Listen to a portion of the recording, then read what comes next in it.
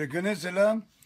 C'est la femme, elle rentre chez elle, elle trouve son mari au lit, dans la chambre, trempé de sueur. En train de respirer comme ça. Elle dit, qu'est-ce qui t'arrive? Et le mari dit, je crois que je suis en train de faire une crise cardiaque.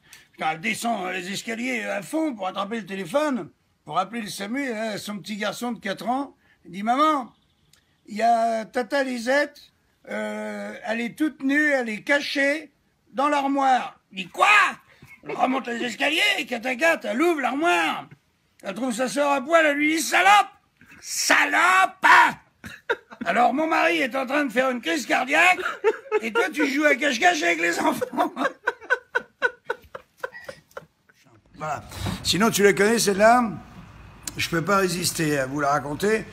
Ça se passe à la campagne, hein, et c'est une femme qui va accoucher, donc le médecin arrive et il dit laissez-moi seul avec elle, tout le monde attend, dans le salon, il rentre dans la chambre où la dame est en train d'accoucher, hein, elle est en pleine contraction, elle a perdu les os, tout ça. Bon. Et 5 minutes après, il ressort et il dit vous n'auriez pas un tournevis? La famille est un petit peu choquée, mais enfin bon, on lui donne un tournevis, il re-rentre dans la chambre, 5 minutes plus tard, il ressort, il dit vous n'auriez pas un marteau, mais un gros marteau, un truc assez lourd. Un truc assez lourd. Bon, allez, on lui donne un marteau, il rentre à nouveau dans la chambre, 5 minutes après, il ressort, il dit il me faudrait, comment dire, un truc qui coupe bien, genre une disqueuse, tu vois, ou une pince, une grosse pince coupante, c'est ça. Voilà, qui putain, là, la famille commence à transpirer. Tu vois, la tension est à son comble. Il re-rentre dans la chambre. Et 5 minutes après, il ressort. Il dit, bon, il va falloir appeler un autre médecin parce que j'arrive pas à ouvrir ma sacoche.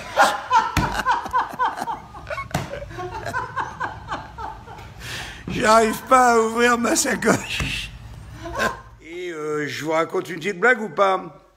Alors allez, ça se passe dans le hall de l'hôtel. À la réception, il y a plusieurs personnes qui arrivent en même temps. Et il y a un monsieur, tout d'un coup, il se retourne un peu rapidement et il met un coup de coude dans la poitrine d'une dame très classe qui est là à côté. Alors il s'excuse, bien sûr. Il dit, pardon madame, mais si votre cœur est aussi doux que votre poitrine, je sais que vous allez me pardonner. Et la femme, elle dit, bah, si votre queue, elle est aussi dure que votre coude, je suis dans la chambre 228, moi. Allez, bisous. Et celle-là, tu la connais, c'est un couple, ils sont dans le lit, bon, la femme, elle est sur le dos, le mec lit, il lit à côté, comme ça, et puis, d'un coup, il passe sa main sous la couette, puis hop, il met un doigt dans la chatte à sa femme. Sa femme elle fait hop, et hop, il le retire. Et peut-être 1 minute ou 2 après, reglisse sa main, clac, il lui remet un doigt dans la chatte. Sa femme et hop, et il retire. Alors au bout de 4-5 fois, sa femme elle dit c'est dommage, j'adorais ce que tu me faisais là, pourquoi tu arrêtes? Et là, elle lui dit non, j'arrête parce que c'était juste pour tourner mes pages de mon livre. Elle, très vexée, elle se retourne, elle se met sur le ventre, elle commence à s'endormir, tout d'un coup, elle sent son mari, elle repasse la main sous la couette, clac, il lui met un doigt dans le cul, elle fait « Oh !» Elle dit « là, qu'est-ce que tu fais ?» Il dit « non, là, c'est pour marquer ma page. » Tu connais celle-là? C'est le mec qui rentre chez lui, mais avec 1 jour d'avance. Et il dit au chauffeur de taxi, il dit, est-ce que vous voulez pas m'accompagner parce que je rentre avec 1 jour d'avance et je suis sûr que ma femme me trompe. Comme ça, vous pourriez, avec moi, constater l'adultère. Il dit, je vous donne 150 €. Le chauffeur de taxi, il dit, ok. Ils arrivent à la maison, évidemment, on n'a pas de loup. Il ouvre la porte de la chambre, et là, le mec il tire brutalement sur la couette, en allumant la lumière, et qu'est-ce qu'il voit? Effectivement, sa femme, avec son amant. Il sort un flingue énorme, qu'il a dans sa ceinture, braque. Le mec, il dit, toi, je vais te fumer. Et sa femme se met entre les deux, elle dit, non, je t'en supplie, chérie, ne tire pas, je t'ai menti. En fait, je n'ai jamais hérité de ma tante, tu sais. La Ferrari que je t'ai offerte, c'est lui qui l'a achetée. Notre maison au bord du lac, pareil, et notre yacht aussi. Et il paye tous les billets des grands matchs que tu aimes aller voir. Et en plus, il paye nos impôts. Alors là, le mec, il est un peu décontenancé, tu vois, il baisse un peu le revolver, il se tourne vers le chauffeur de taxi, et il dit, qu'est-ce que vous feriez à ma place? Chauffeur de taxi, dis-moi, je lui remettrai tout de suite la couette pour pas qu'il prenne froid.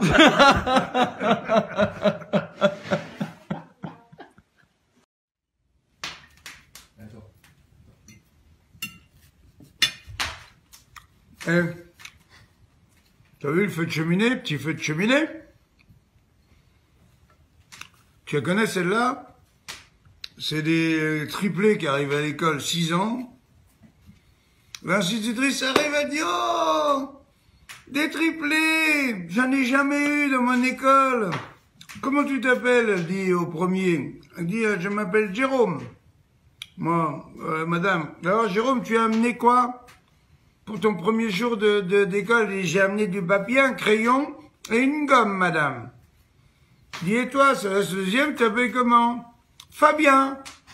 Mon petit Fabien, comme t'es mignon. Alors, vous vous ressemblez les trois comme 3 gouttes d'eau, hein.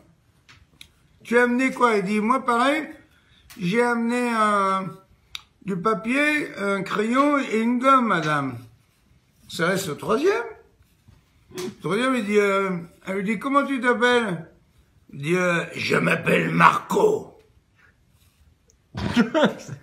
L'institutrice, elle est un peu choquée, tu vois, enfin, elle enchaîne quand même, elle dit, mais Marco, comment ça se fait, tes 2 frères, ils ont une petite voix fluette de leur âge, et toi, Marco, t'as fait trembler les vitres de l'école, comment ça se fait? Il dit, oui, madame.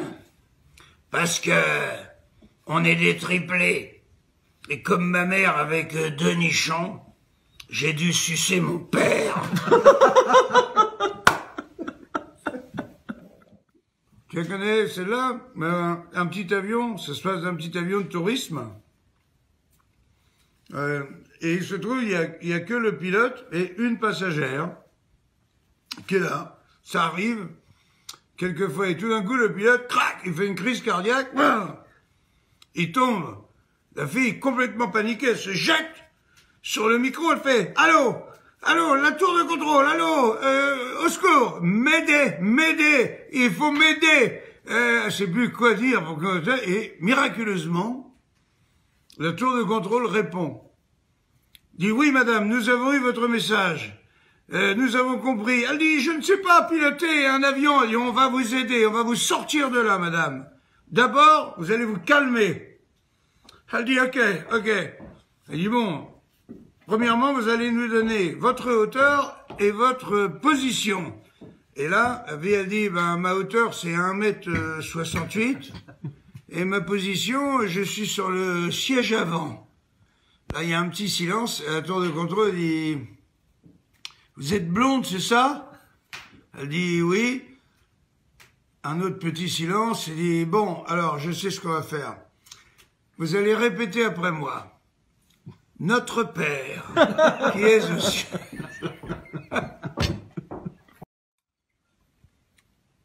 Salade de fruits, jolie.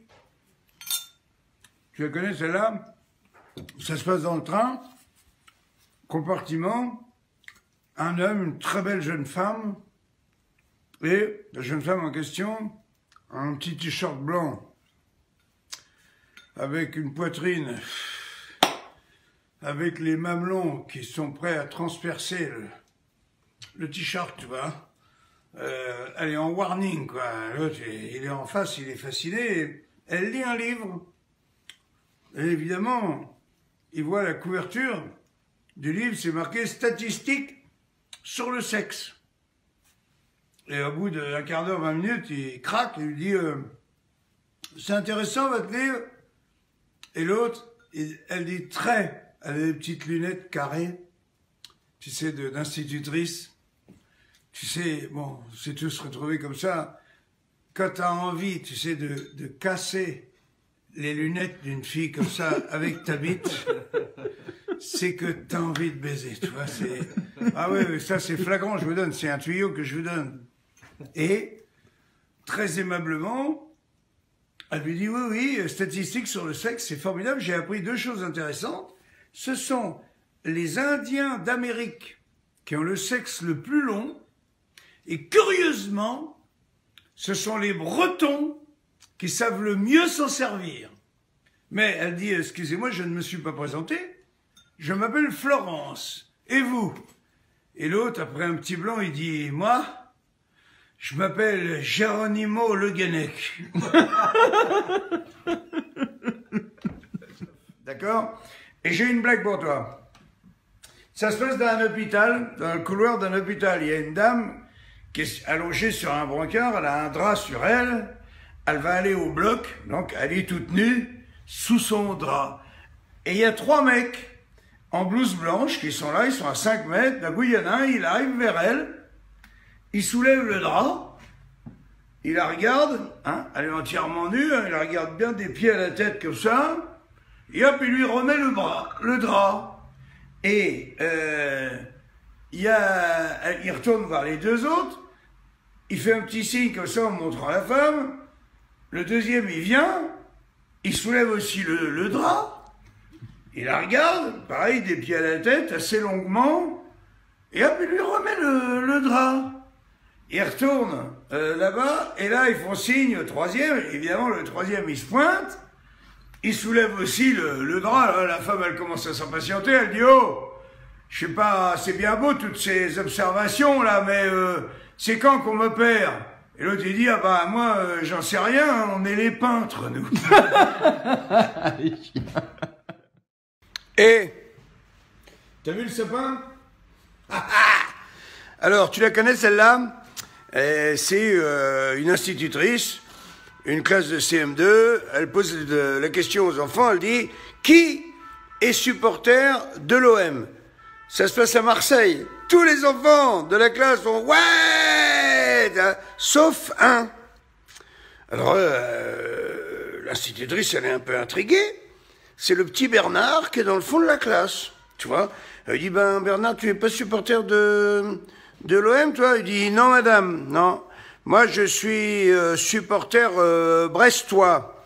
Tu vois, mon père est supporter brestois. Ma mère est supporter brestoise et mes frères et sœurs, on est tous des supporters brestois. Alors moi aussi, je suis supporter brestois. Alors là, l'institutrice, elle s'offusque un peu, mais elle dit, mais enfin, mon petit Bernard, quand même, tu as quand même ton libre arbitre. Elle dit, c'est quoi, madame, le libre arbitre? Bah, ça veut dire tu peux quand même décider par toi-même. Tu vois, écoute-moi, mon petit Bernard, je vais te donner un exemple. Je ne connais pas ton père, mais imagine que ton père soit un gros connard et ta mère une salope et tout le reste de ta famille des bons à rien. Qu'est-ce que tu serais, toi, mon petit Bernard, à ce moment-là? Et là, le petit Bernard, il dit, ben, je serais un supporter de l'OM, madame. Je vous fais des bisous. Bonjour les amis, bonjour, nous sommes mardi 21 et aujourd'hui, je vais être honnête, je me faisais un petit peu chier. Alors je me suis dit, tiens, je vais créer un t-shirt et je vais le vendre, pourquoi pas, par internet. C'est possible, vous allez me dire ce que vous en pensez. Hein? Ça serait ça, en plus petit. Brodé, hein, tu vois, brodé, c'est très très joli, et tu portes ce t-shirt, ça te détend. Moi, c'est le t-shirt que je mets quand je vais aux impôts. Allez, bisous à tous, bon courage. Tu la connais celle-là?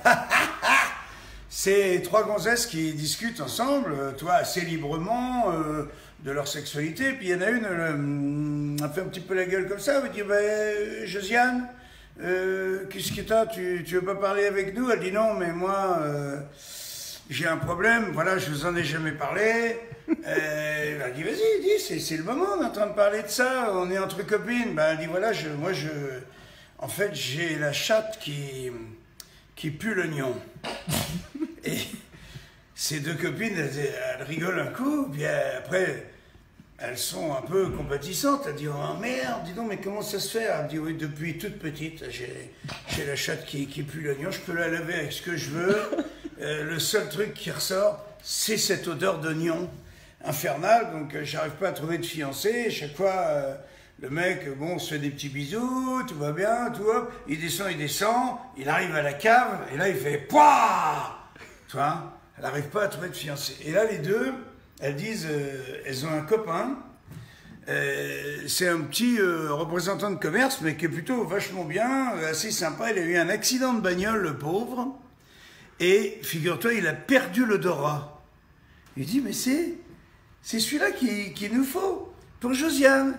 Présente à Josiane, Josiane elle le trouve plutôt vachement sympa, lui, il trouve que Josiane elle est bonne aussi, ils vont bouffer ensemble, tout, puis arrive un soir, c'est le soir de la conclusion, Josiane elle lui dit, bah, si tu veux, tu viens boire un dernier verre à la maison, elle est un petit peu anxieuse, bon, lui, au dessert, il l'embrasse, tout, il lui lèche bien la langue, tout va bien, petit bisou dans le cou, hop, il descend, ils sont déjà dans le plumard, hein, il descend, hop, il arrive à la choupinette, et là, Josiane, elle est comme ça, elle dit, putain, il va remonter, il va me dire, pouah, toi, non, le mec, il continue, il lui bouffe la chatte, elle jouit, mais, toi, c'est génial, c'est le paradis, tu vois, et là, il remonte, il lui fait un petit bisou dans le cou, et dans l'oreille, discrètement, il lui dit, dis donc, ta chatte, elle sentirait pas un peu l'oignon? Et elle dit, ma vache, je ne comprends pas. Gilbert, on m'avait dit que tu avais complètement perdu l'odorat. Il dit, oui, mais ça fait 10 minutes que je pleure.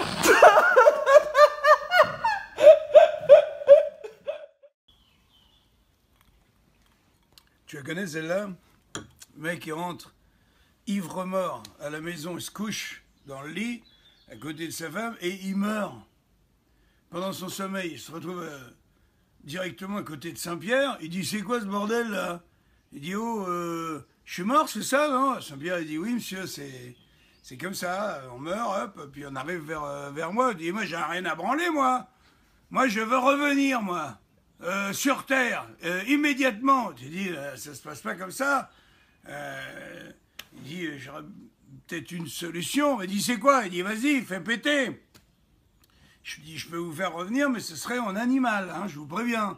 Mais il dit, ouais, j'en ai rien à branler, en animal, très bien, je veux revenir sur Terre. Il dit, et en ce moment, je n'ai qu'une poule de disponible. Il dit, ouais, il dit, je reviens en poule, en lapin, je m'en branle.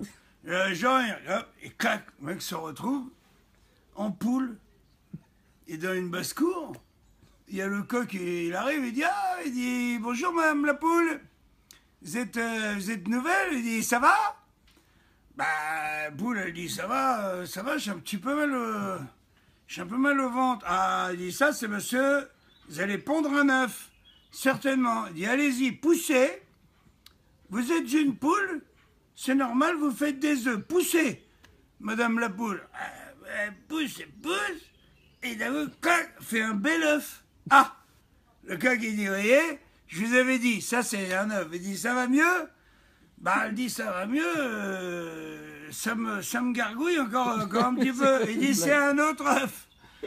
Il dit, poussez, allez-y, madame la poule, faites-moi confiance, hein, c'est moi le coq, je connais tout dans la basse-cour.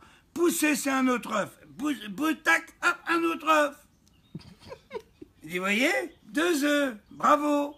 Et ça va mieux maintenant? Eh ben, elle dit, si je vous disais que j'ai dit, allez-y, n'hésitez pas. C'est encore un œuf, poussez. Et là, à ce moment-là, le mec se prend une grande tarte dans la gueule. Sa femme qui le réveille, elle dit, oh, c'est pas bientôt fini de chier dans le plumard, là? Bon, je suis persécuté, comme vous avez pu le comprendre, par le fisc, mais Là, j'ai une maison dans le sud, avec une jolie piscine, et il se trouve que j'ai des voisins belges. Eh ben, c'est pas le pot, c'est tombé comme ça, qu'est-ce que tu veux que je te dise? Bon, ils sont super sympas, regarde les petits gremlins derrière moi, et tout. Alors, juste, tu la connais la blague du mec qui arrive ivre-mort sur un stand de tir, tu vois, dans une foire. Tu sais, c'est les tirs aux pipes. T'as 6 pipes, tu sais, qui passent comme ça. Et il dit, donnez-moi une carabine. Ouais, putain, il donne la carabine. L'autre, il se met sur le côté, hein, pour pas se prendre un plomb, tu vois. Et le mec, il a dit comme ça, il fait pap, pap, pap, pap, pap, pap. Dégomme les 6 pipes, dis donc. Il dit, la vache. Il dit, incroyable. Il dit, alors vous, vous êtes à droit, hein.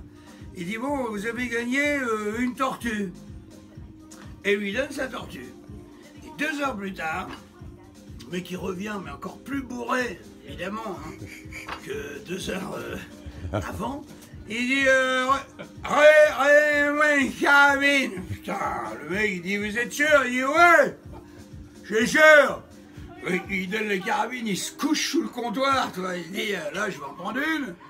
Les pipes, elles défilent. Il déglingue les 6 pipes. Putain, le mec, il se relève, il dit, dis donc, ça vous réussit, vous, l'alcool? Alors, vous avez gagné un radio-réveil. Et le mec, il dit, non, je veux un sandwich, comme tout à l'heure.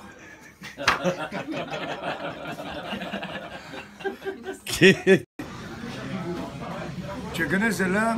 C'est 2 pêcheurs à la ligne. Ils pêchent tout le temps ensemble. Et d'un coup, un matin, il y en a un des deux, il accroche une carotte au bout de sa ligne. Tu dis, pourquoi t'as accroché une carotte? Ben, il dit, je mangerais bien du lapin pour changer un peu.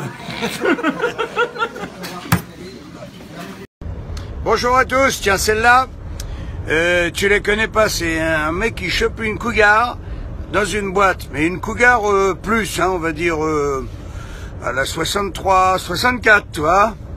Elle lui dit, t'inquiète pas, je suis un peu vieille, mais tu regretteras pas, c'est 200 €. Il part avec elle, est arrivé chez elle, avec un petit air malicieux, lui dit, ça te dirait, la mère et la fille? Ah, l'autre il dit, attends, c'est mon fantasme. Il dit, faut que tu rajoutes 200 € alors. Qui rajoute 200 €, et là, la femme elle dit, maman, tu peux venir.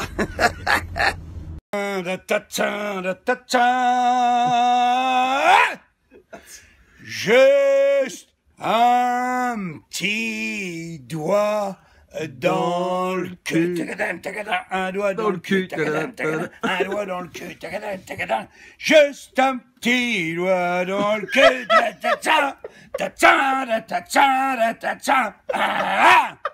ça c'est de la chanson. Bon, c'est vrai qu'ils nous font chier, hein, mais regarde comme elle est jolie celle-ci. Ma petite contrôleuse, comment tu t'appelles? Eva. Maëva? Eva. Eva? C'est marqué là. Oh, Eva, regarde, c'est magnifique.